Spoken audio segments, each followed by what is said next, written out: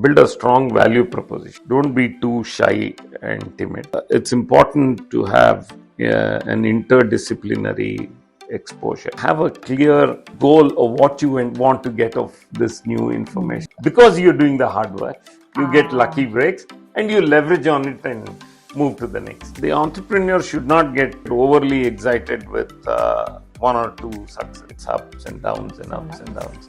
So nothing is permanent. I dared to clean up all our reserves and family reserves.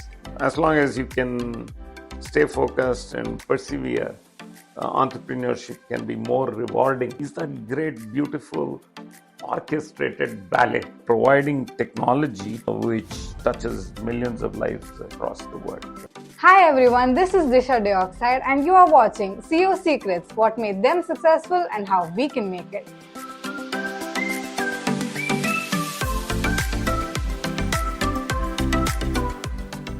Today I am here with Mr. Sudhanava Dhananjaya, who is the CEO and founder of Excelsoft Technologies Private Limited. We will talk about his journey and his experiences.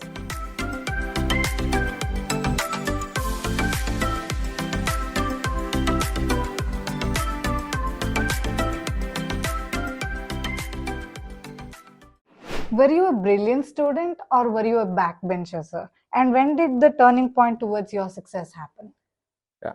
I was not a brilliant student. I was a backbencher, but my academic performance was better than average. It wasn't in the top 10%, maybe it was in the top 30% or so. And it happened, the turning point happened when I was in 11th grade, first PUC. Fairly early. Fairly early. I was surprised that I did very well academically in first year PUC. And that was from then on, it was an upward spiral. I got motivated because I got good scores at that point in time when I started doing well. Wonderful, sir. How can an average student become a CEO according to you, sir? Yeah, I will answer this in two parts. One in my own context, because I was an average student in school and only then became a good student of sorts. At that point in time, entrepreneurship was not a known word. Today, it's fashionable. It's a very common word on startups and entrepreneurship, etc. At that point in time, it was about choosing a career which is rewarding, which is stable, stable. So in my time, it was about trying to get a bank job in a public sector bank or a government job. Then you are set for life. Correct, set for life. So that was the attitude generally.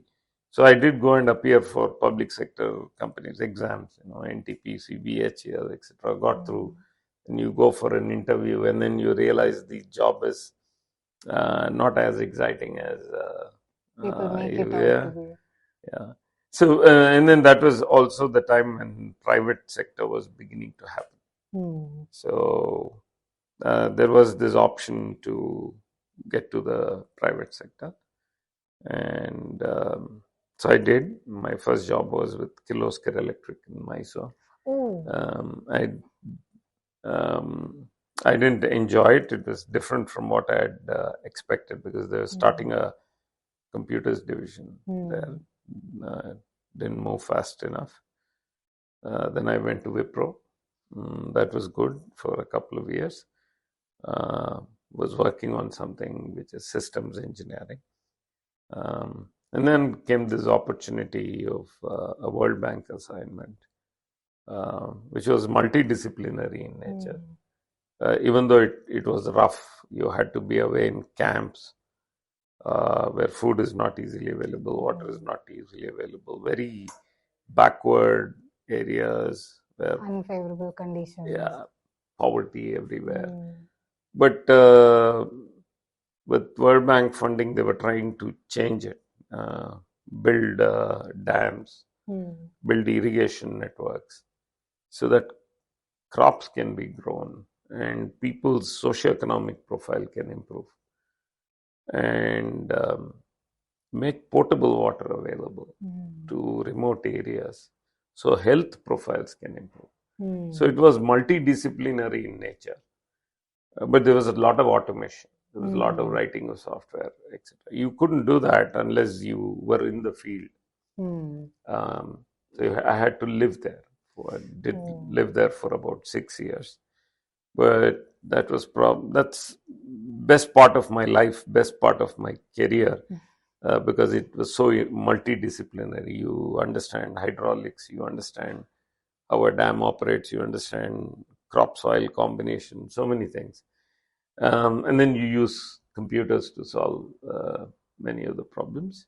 So I did that for 6 years. Then I had to take a break forcefully for 5 years because I met with an accident, and then after 5 years, getting back to a corporate job was difficult.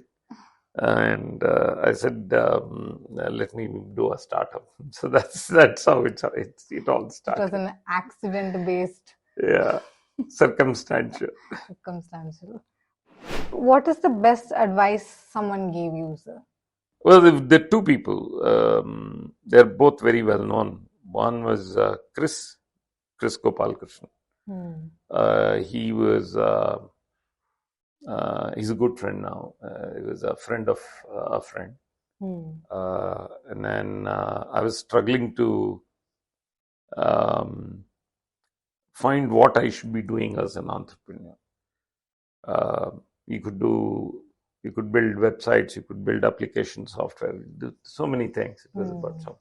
So I was confused.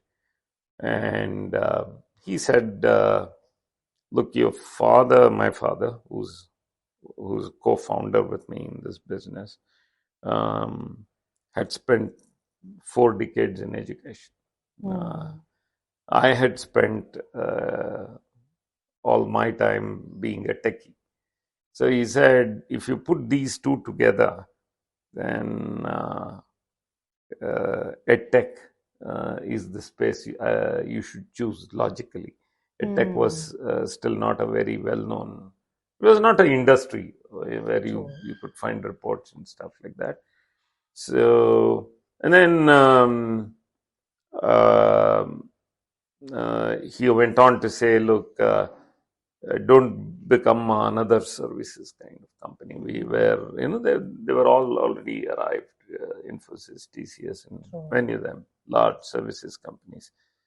He said, don't operate on cost arbitrage, build products, innovate, build a strong value proposition where you can, the price that you can command in the market is commensurate with innovation and products. So that was for me a turning point. Yeah. So it was very valuable. Very valuable. So it got me to focus on EdTech. It got me to focus on building a product company. It got me to focus on innovation, how to price, etc. So that was probably the best advice I got. And there are several others, but I would rate this as the best. Wonderful, sir. What would you tell your younger self, sir? I would tell my younger self, don't be too shy and timid, which I was. So that's why I said I'm contextualizing to myself. Yes, sir. It's if you're too shy and timid, you don't network with people. So you don't meet people. When you don't network with people, you don't learn life and things about life. I think it's very important to chart one's journey in life to be networked. at different stages in life. Uh, it could be when I was in school, it could be when I was in college, or much later. Much later, I started networking because I understood the value of networking. I also understood the problems of not networking.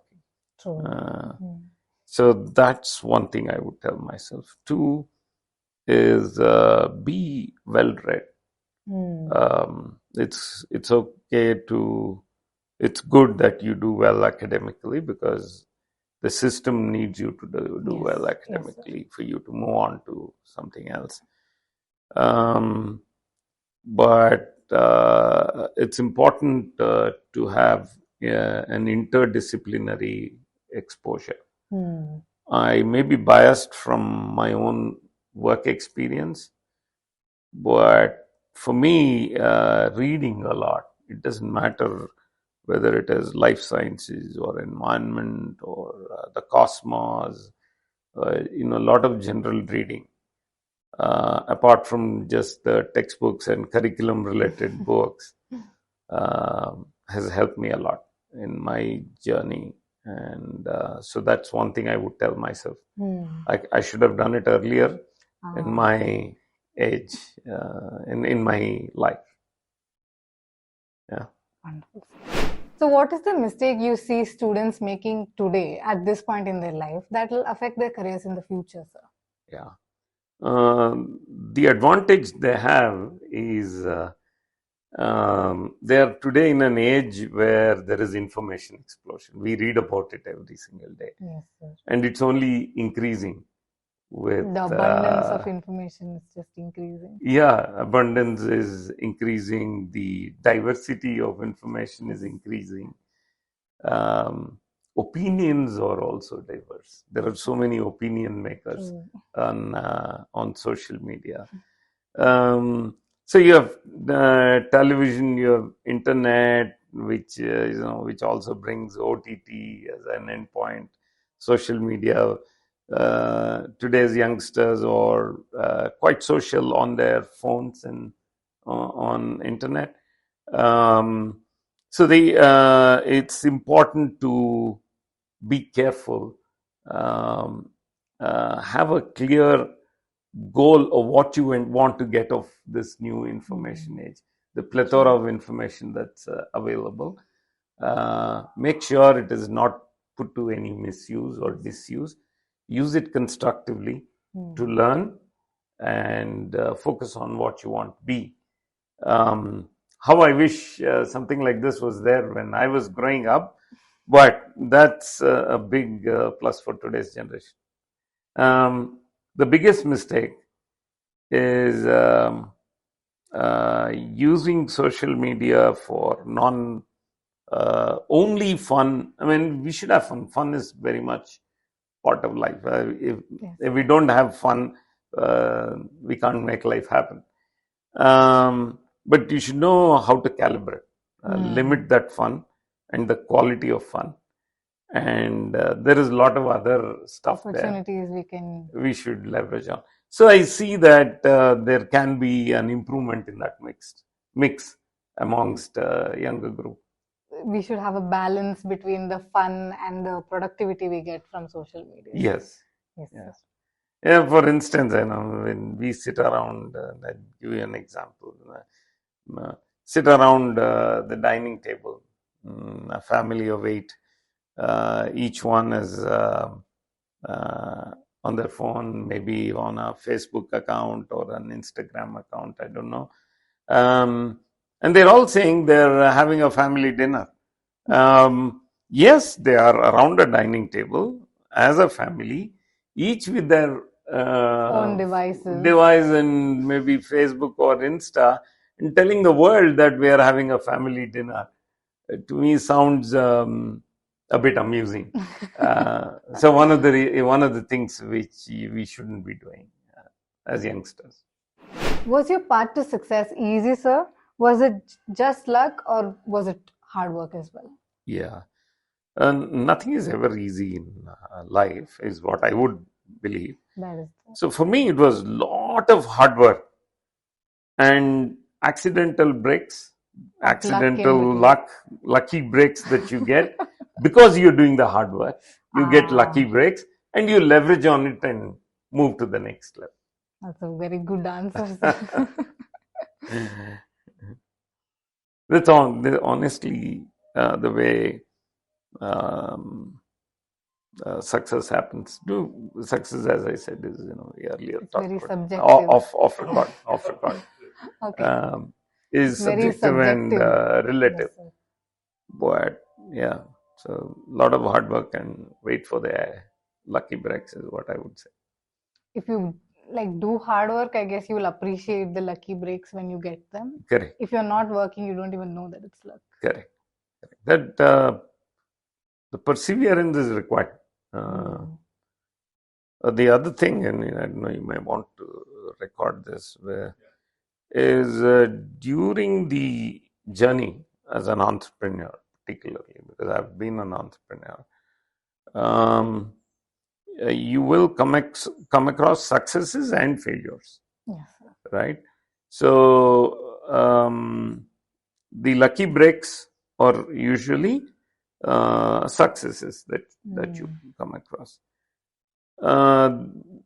The entrepreneur should not get, in my view, should not get overly excited with one or two successes. At the same time, there will be failures. An entrepreneur should not be crestfallen with failures. Yeah, you have the right to feel a little sad, but it's not end of the world, right? Yes. So you need to carry on. So the equanimity is absolutely important. While you're working hard and waiting for the lucky breaks, you also may have to maintain that equanimity. Did you ever feel like giving up, sir? And if you did, what kept you going during those times? Yeah. There are many times I felt like giving up. And what kept me going is probably on top of everything is my family. So my family kept saying, no, this is only temporary. You should persevere, and we are all behind you, and we're sure you can make it happen. So every time there is, doing business is like a sine wave. It's ups and downs and ups and downs. So nothing is permanent, right? So support from near and dear ones is very important. Yes, sir. And the other challenge I've had to deal with early in my entrepreneurial journey is you have the peer pressure. Your classmates, your peer group have become working professionals. They get to an MNC, then have a great job, buy an apartment, buy a car, etc. While you're still trying to get your first product out of the door. And while you're still trying to get your first customer. So at that point, you kind of start to, am I doing the right thing? When is this worth it? Yeah. But I guess now I can kind of reflect back and say, look, as long as you can stay focused and persevere, entrepreneurship can be more rewarding at the end of the day. More rewarding because it's very fulfilling. Yes. It's not about the wealth you create, and all that is associated with some degree of success in entrepreneurship. Well, that's good. I think ultimately most entrepreneurs are doing what they are doing because they want to find fulfillment in their hearts. Yes, sir. What was your biggest obstacle and how did you overcome it, sir? Yeah. There are two kinds of obstacles I would like to talk about here. One is as an entrepreneur, doing business, trying to grow business. I took the route of raising funding, VC funding, and then you come under pressure to provide an exit to a VC, which which was okay, high pressure, but it was okay. And then you get private equity players to come in place of the VC. And then lo and behold, after 4 or 5 years, they will want their returns. I mean, that's natural. That's how the funding scenarios work. And that, in my case, the first exit went well. We delivered an exit of 128 times what was invested by a VC in 5 years' time. The second one, after the next 5 years, when the private equity wanted to exit, was also the time when the business hit a low. Oh no. So that's probably when I felt like giving up, because there's high pressure on one side from private equity funds to give them an exit. On the other side, your business is facing turbulent times. So what I did was I borrowed. I cleaned up all our reserves. You build a company, and when you are building a company, you also build healthy cash reserves. You always need to put away something for a rainy day. Just in case something happens. Just in case, right? So you do that at a personal level. You do that at a business level also. So since I almost felt like giving up, but instead of giving up, I dared to clean up all our reserves and family reserves, every penny. And that was not sufficient to give them an exit. So I borrowed from a bank and gave an exit to the two private equity players. And then worked hard to clear the debt. So those were times when I felt like giving up. But then later it paid dividends. We come back to being a fully family-owned business with no debt, no investor to worry about extra. But that journey was not easy. There were several occasions there when I felt like giving up. But now, it helps me in multiple ways. One, it gives me an immense satisfaction that I could face turbulent times and have the courage to go and do it. On the personal front, I met with a bad road accident just before just about when I was going to do my startup. And so I had 5 years of doing nothing. I was bedridden with lots of injuries. And so it took me 5 years before I could overcome my physical injuries and the trauma that comes with a bad road accident. So that was a low point on the personal front. But you did it, sir. You made it this far. Yeah, destiny and blessings. What sacrifices did you make to reach your current position, sir? Lots on the personal front and on the entrepreneurial journey. I did mention the difficult times and some sacrifices you have to make to get over the humps, the turbulent times. On the personal side, my biggest regret is when my daughter was growing up and she was in school and in college. That was the time I was traveling all over the world, most of the time, doing sales to grow the business. So I didn't get to spend enough time with my daughter and family, particularly my daughter. And later one day my daughter said, when I asked her, look, you're not spending enough time with me, Oh. She said, "You didn't spend enough time with me when I was growing up." So that's both a regret and a huge sacrifice because Hmm. you want to spend time with quality time with family.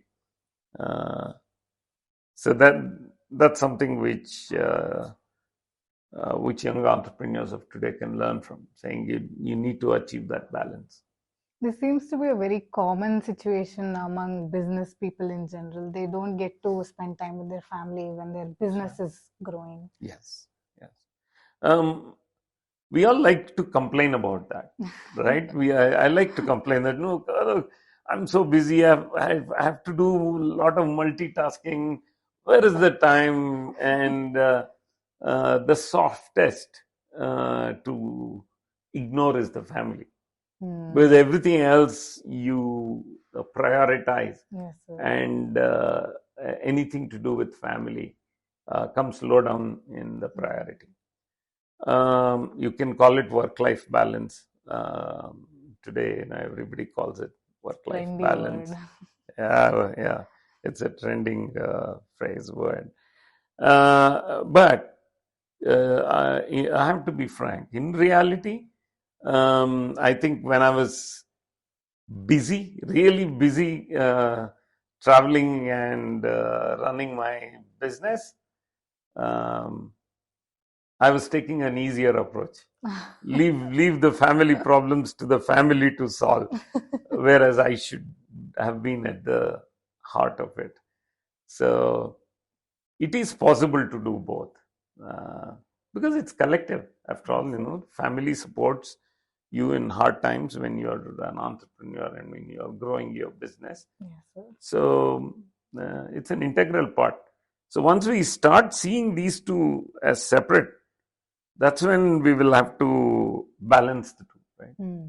Right. Work life is family business. Yes, sir. That's very similar to. Uh, when you start seeing them as converging, then you don't anymore look at them as two separate things where you have to balance. It Yes, sir. orchestrates. It's like a Russian ballet that you see, where it's very well orchestrated. That's what life is. There's a little bit of business there. There's a little bit of family there. There's a little bit of social life there. There is friendship there.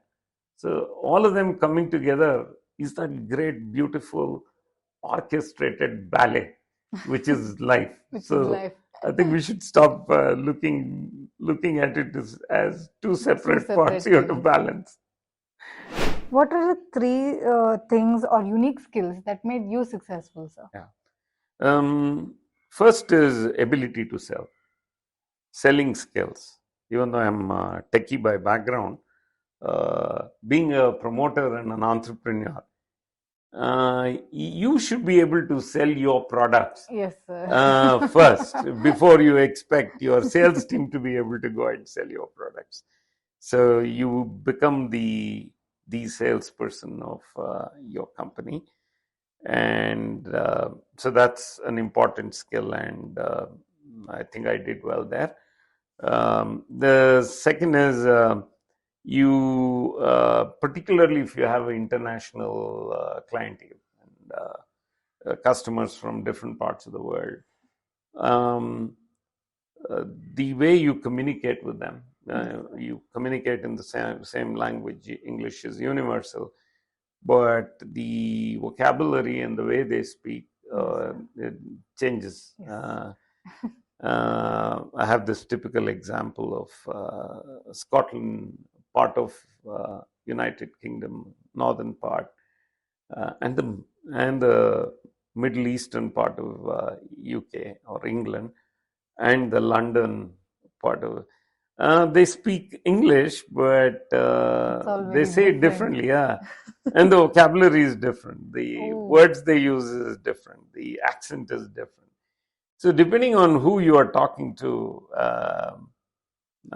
you need to calibrate your sentences, your vocabulary, and to a certain extent, the tone and tenor of what you say, including the body language. Oh. You're talking to a Japanese customer. There is very clearly the first thing that you need to do is to Bow. bow, right? Yes, sir. So, uh, so those are skills which have been very important to me, and I guess I learned it over a period of time, but has been really useful in building the business. Ability to communicate well is uh, also the ability to be understood by the other party Yes, in sir. whatever context. It could be public speaking. It could be an interview, like we are having a conversation. Yes, sir. It could be a friendly conversation. It could be a business meeting. It's absolutely important to have the right communication skills, which also is accompanied by the body language. And communication is always two-way. It's not Yes. only about what we say, it's also being able to understand what the other person is saying Yes, sir. so that you can respond appropriately. So, important to develop listening skills. You not only hear, but you listen. But you listen. Yeah. Yes, sir. So, and then be able to respond appropriately. Together is communication skill. It's Yes, not sir. just one way. Yes, sir. What problems are your company solving, sir? Yeah. The one which I'm most proud of is the number of lives we are able to touch and make a difference. It could be youngsters in school. It could be adults who are doing higher education in different parts of the world, globally. We are able to touch so many lives and help them learn better. Yes. And we play an important role in their education, which is fundamental to any individual's Yes. life. If you're well educated, if you've learned well, then the probability that you will do well in life, do well not only for yourselves, but for your family, will happen. So I pride myself in being able to play that role of providing technology which touches millions of lives across the world. That's using technology in the world of education. And uh, education could be starting with how do you equip teachers with technology tools when they are conducting the teaching learning processes for a young child. You can't put technology in the hands of a young child, Yes, right? sir. So there is a certain age where you can put technology devices and integrate technology into the teaching learning processes. Until that age group, the technology can still make a difference to the quality of education by enabling the instructors or teachers, as they are called, different professors, whatever, in different parts of the world. And post that, it's an interplay. Technology is so omnipresent today. It's in the hands of students, it's in the hands of parents, it's in the hands of professors. All the stakeholders have technology via a device, um, via a software. They access technology. Yes. And how do we use this situation to make learning better, to improve the quality of education, and hence improve the probability that every individual we touch will do better in life? So my company is about building those products using technology and eventually enabling these various scenarios I talked about, using embedding technology in it, making technology immersive in it. So it's not technology in your face, but technology plays a big role quietly in how you In the conduct background, it education, plays. and we in background seamlessly Yes. blends with how education is conducted, and it's different in different countries. And so it's important for a company like us to build products and be able to tune those products to meet the local needs, local compliances, and local styles of education. Yes. How children learn in Finland is different from how children learn in Singapore, Yes. is different from how a university education is conducted in Australia to how a university works in Sweden. So the ability to understand the domain and reflect it in the technology products that we have for those specific markets Yes. is important. So that's the technology platform that we have built, and we continue to build it, continue to add value to it, because technology keeps changing, and even the domain keeps changing. The domain of education is not static. There are always newer education models, newer pedagogical approaches, whether it is in schools or in colleges or skill training. A pedagogy is a teaching learning methodology. That is also constantly changing. So much of research happening in both the areas. So for our platform and for our products to stay relevant and be able to contribute to growth of business and profitability of the business, we have to be always connected with the changing domains and technologies in different parts of the world. What are the real life products where your company's products are being used, sir? Yeah. Use of technology in education. Education broadly has two parts: learning and assessments / testing. The one common thing most aspiring management professionals will relate to is GMAT, because they take this test if they have to get into a good B school or a management school. So globally, if anybody is taking GMAT, it's running on our platform. Oh. Globally, yeah. Every Amazing. second, irrespective of holiday or otherwise, there are millions of people writing GMAT exams. And our technology takes care of the whole 9 yards of what makes GMAT happen, going from authoring all the way up to marking and the forensics that we do with all the data. So that's one thing many people will be able to relate to. The other thing which could be interesting is every single individual who takes a driving license test in the UK, yes, will be using our software, because it's a test. It's a test. It's learning and test.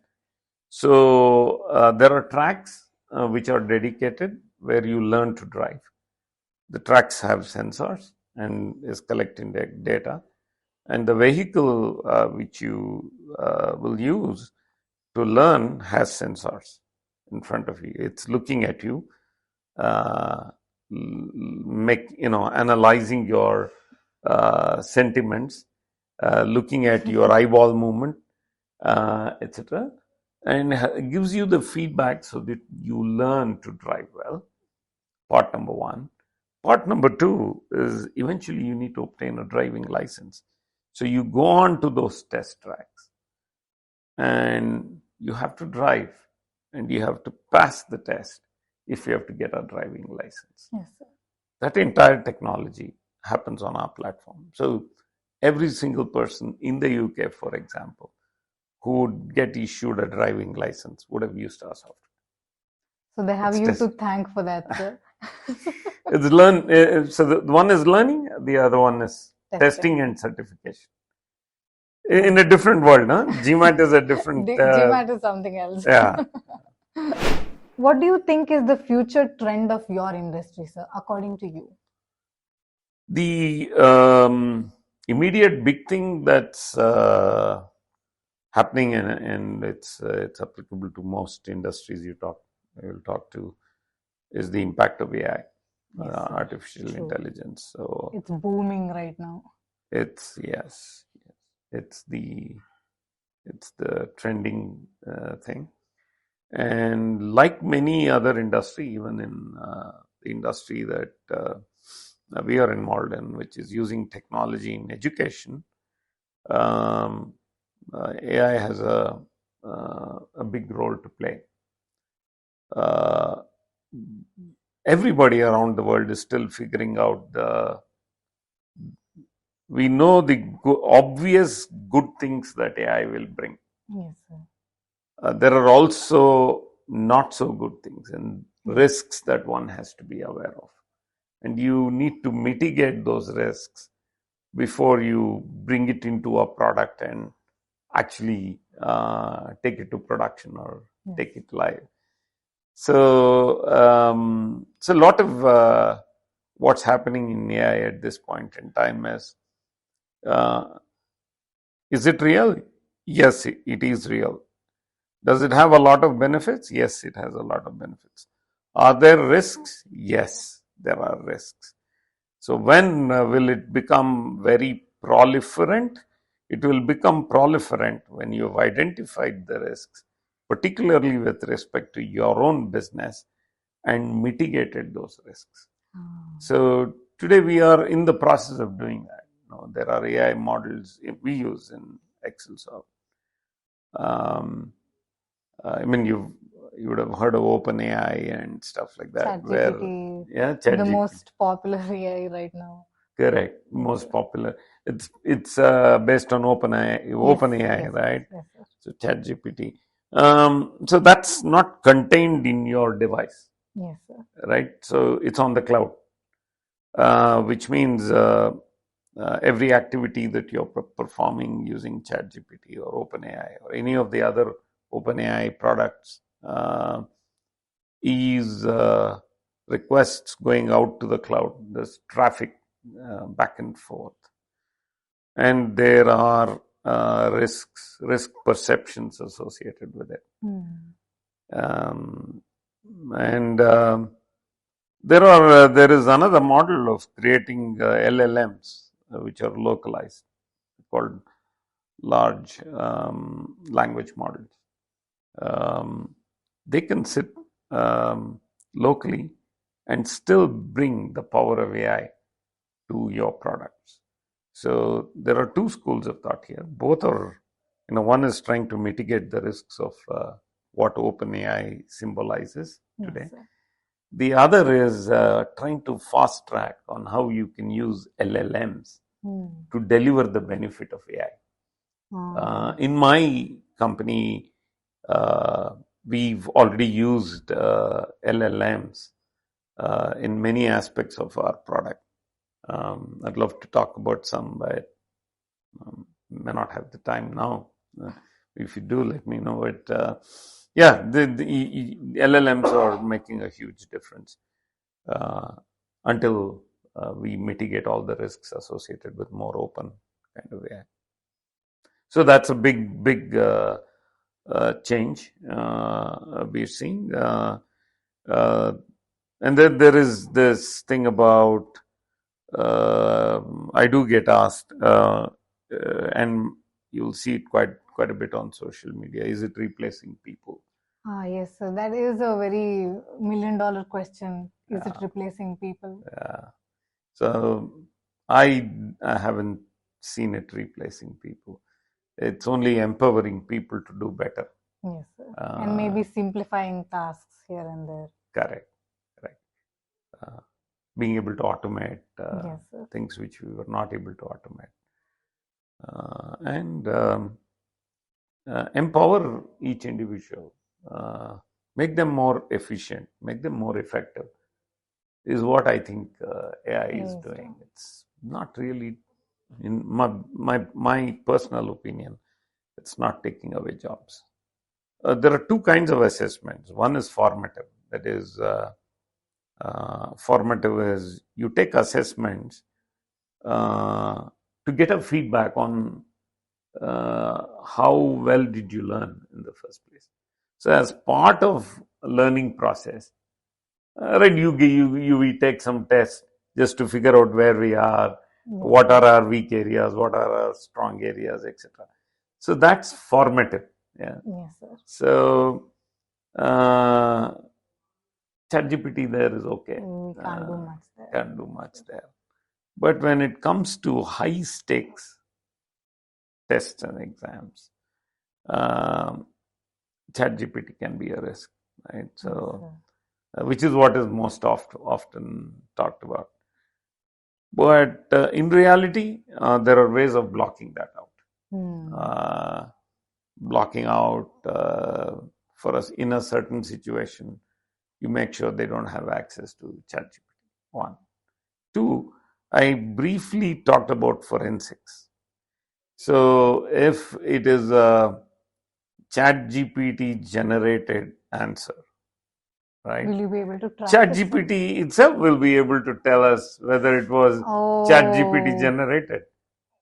Yes, that is true. Common sense. I mean, when you go to ChatGPT and ask ChatGPT to write something for you, and it writes something, then you copy it, go to another instance of ChatGPT, paste it, and ask a question saying, "Is this ChatGPT generated?"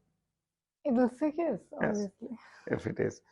So there are different ways to look at it. Yeah, but the general thing is try and block it away, particularly when it is high stakes. What general skills do you look for in a potential employee, sir? Attitude first. It's not easy to assess in via a test. You need to necessarily have a conversation with that individual. It's not a hugely scalable model yet, even though there are some psychometric tests which claim to be able to assess different attitudinal aspects of an individual. But it's important that an individual has the right kind of attitude to workplace. Two is learnability. It's very difficult to find the perfect individual with all the perfect attributes, all the perfect skill sets. There will always be gaps. But if they demonstrate willingness to learn, mostly businesses will invest in helping them learn and come up to speed. It could be domain related, it could be skills related. These are two important things. And three is, of course, you do like any other hiring. You do all the. You want to make sure the background is fine. Yes. And those things you do. Those are the basic sanity checks, hygiene checks that you do. But these two are important. Attitude is important because when they come into workplace, you want to make sure that they don't bring in an element of toxicity. Yes. Negativity. Negativity, yeah. Then what happens is the culture can get disrupted, right? So that's why it's very important to preserve a culture. You need to make sure you don't bring toxic elements into it, which reflects in the attitude of an individual. And the second is a learnability, the ability to learn, the interest, the keenness to learn. That can be assessed. So these are two important things. Other things we can manage. Always manage. What or who was your biggest motivation, sir? My father. The immediate answer. Why, sir? Like, what exactly motivated you about it? Hard work, leadership, thought leadership, and institution building. Wow. All the core skills you learned from your father, sir. Wonderful. What are your personal goals, sir? Like regarding, like away from business, what exactly do you want to achieve as a person? Stay healthy for as long as I can. Health is wealth after Health all. is wealth, after all, and we're not getting any younger. Two is well, this may sound a bit rhetoric, but every entrepreneur will get to a stage where they want to make a difference in the Yes, community they live in. Yeah, so I'm trying hard uh, to make a difference in some. I mean, small little differences you can make. So you can call it giving back. That's why I said it's rhetoric to call it giving back, giving back. make a difference, etc. But I guess in every entrepreneur's journey, there will come a stage when making a difference to the community you live in, giving back becomes important. If without that, the circle is not complete because we've got so much. I mean, if you have to be an entrepreneur who's sustained for um, 20, 30 years, we've obviously got a lot from the system, from the community we live in, from the city we live in, from the system we exist inside. We've got a lot that's made us happen. The life's equation is if you've got to give back too, right? So I guess at some point in time we get there, and I'm looking forward to doing that. Wonderful, sir. How do you stay motivated every day, sir? What motivates you to keep going on a daily basis? I learn. I keep reading. I spend a lot of time online and with books, and there's so much to learn. And so that keeps me motivated as an individual, and it keeps me motivated as an entrepreneur because every time you learn something, there is some relevance that you can find with the business that you're doing. And not just that, a new body of knowledge, even if you get only a little bit of that, is definitely very satisfying. Yes. So learning keeps me going. Wonderful, sir. Learning all the time. What is the future trend in jobs according to you, sir? And how can we as students prepare for them? Yeah. The trend in jobs is every job is becoming multidisciplinary, interdisciplinary in nature. It's not just one strand and one particular thing you do and do well is not enough anymore. Your exposure to other areas are very important because every job is becoming multidisciplinary these days.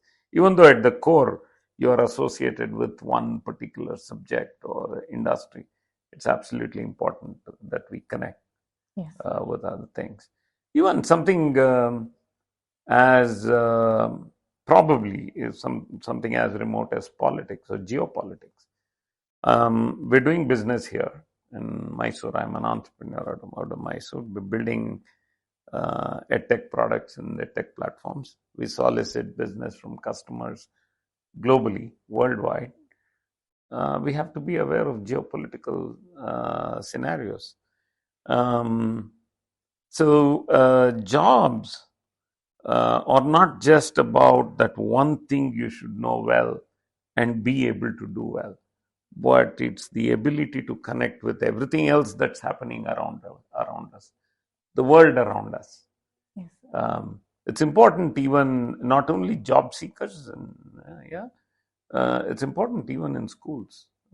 At a certain age, world around us is important. It's important they start understanding what's happening in the world around us. It could be environment, it could be climate change, it could be wars that are fought, it could be geopolitics. It's important because every one of these has an impact on life, on career, and on aspirations.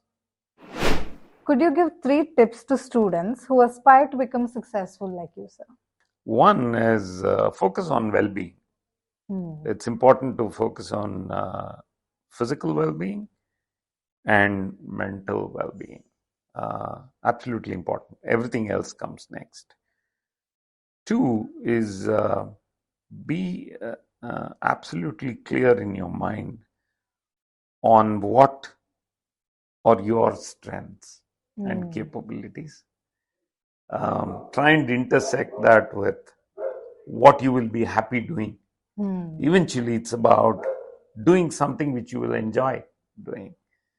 And 3 is make sure that it aligns with the diversity of opportunities that's opening up globally, that has opened up globally. So these are the 3 things I would say are important to focus. How important do you think networking is in your career, sir, or how it was important? And how do you think students can develop their own networks? Networking is absolutely important for anything you do in life. Whether it is if you're aspiring to become an entrepreneur, you have to network, because it's about talent, and how does talent grow on you, and how do you become more talented is only when you learn from others. And how will you learn from others? You have to network with others. Network with forums that you are part of. For instance, we attend conferences which are only related to the industry we operate in. EdTech conference. There you network with your competitors, you network with your customers, you network with your potential partners, etc. Different stakeholders. In the city of Mysore, we all live in, I may not find networking opportunities which is very specific to the sector I operate my business in. But that's okay. There is still the diversity available. Entrepreneurs, working professionals, even retired people with so much of wisdom, and interacting with them, being part of networks where such wise people are also part of, there is a lot of learning and a lot of takeaway. So networking is about becoming better. Eventually, it will benefit us if we actively network, because it makes us better in every which way in our lives as citizens of the world, as businessmen. It's absolutely important to network. Now we'll move on to the rapid fire questions, sir. Quick and short answers. I'll try this. Yes, sir.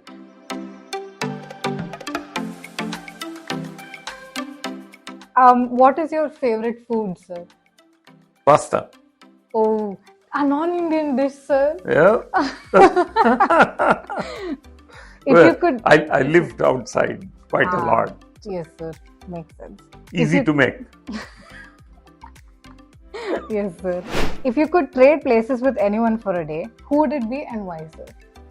NRN, Narayan Murthy, and the reason is he brings a wealth of experience, and it doesn't have, my conversations with him are never really about business. If you could be a superhero, who would you be, sir? Superman. No, Mandrake. Mandrake is a comic character from my school days, who is a magician, and a magician who will always do good things. Wow. So maybe this will help people figure out who Mandrake is. Go Google Mandrake the magician. Certainly, sir. If you could have dinner with a celebrity, who would it be and what do you like about the celebrity? Rajinikanth. Oh, the iconic. The iconic Rajinikanth. I love his style. Um, I like him as an individual, his disposition to life, his upbringing, and if one gets an opportunity to have a conversation with him, the directness and the simplicity that comes across. So I'm a great fan. Wonderful, sir. What one book would you recommend, sir? A Short History of Nearly Everything by Bill Bryson. Wonderful, sir. What kind of music do you listen to, sir? Hindustani classical, Bhimsen Joshi. Wow. Wonderful. What is your favorite movie, sir? Is it a Rajnikant movie? I have my favorite Rajnikant movies, but all-time favorite would be The Pursuit of Happiness. Oh, that's a wonderful movie, sir. It's absolutely amazing. This is an interesting question. If you won a lottery of 1 crore and you had to spend it in one day, how would you spend it, sir? I would give it to a school of autism that we run. Oh, wow. That's wonderful. It's a very heartwarming answer, sir. Through this interview, I found yet another simplistic and down-to-earth person who is at the same time intellectually in a high place and successful. And by watching this video, I hope you can take away something from this conversation I had, and I hope it helps us in our lives or in our careers. Thank you so much, Disha, for even thinking of me Yes, and for having this conversation. I learned quite a lot being part of this conversation, and it helps me reinforce quite a lot of my own thoughts. I learned a lot from you as well. So your answers were very unique and insightful. Thank you very much. I enjoyed the session, really. I hope it will be useful to people who watch the session as well.